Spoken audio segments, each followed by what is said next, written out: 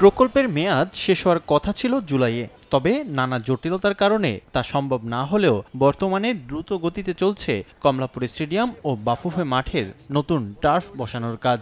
শেষ মুহূর্তে এসে তোড়জোড় বেড়েছে ঠিকাদার প্রতিষ্ঠানেরও। ইতোমধ্যে সাববেজের কাজ সম্পন্ন করেছে গ্রিনফিল্ডস।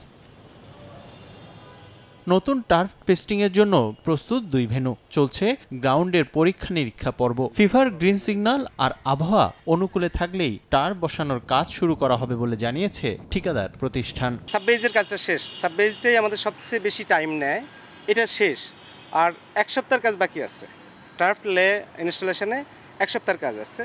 তো এই এক সপ্তাহ কাজ আমরা জাস্ট ফেয়ার ওয়েদারটা পেলেই এক সপ্তাহের মধ্যে শেষ করে দিব। ঘরোয়া ফুটবলের অনেক আসরেই একমাত্র ভেন্যু কমলাপুর স্টেডিয়াম, তবে যা ছিল ফুটবলারদের জন্য বিস্ফোরা।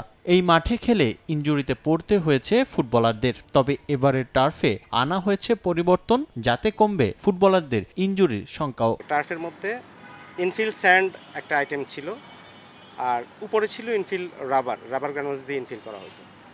এর আগে যারা করেছে আমি জানি না, ওরা হয়তো স্যান্ডের স্পেসিফিকেশানটা ফলো করতে পারেনি, বাট আমরা এটা ফলো করি।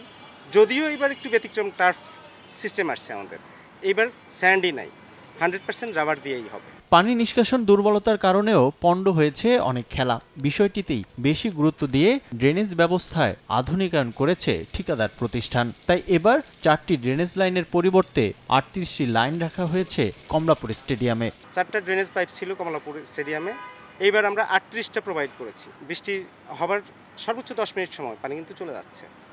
যদিও 100% পানি নিচ দিয়ে যাওয়ার কথা নয়, কিছুটা সারফেস দিয়ে গড়ায় যাবে, এখন 100%ই চলে যাচ্ছে।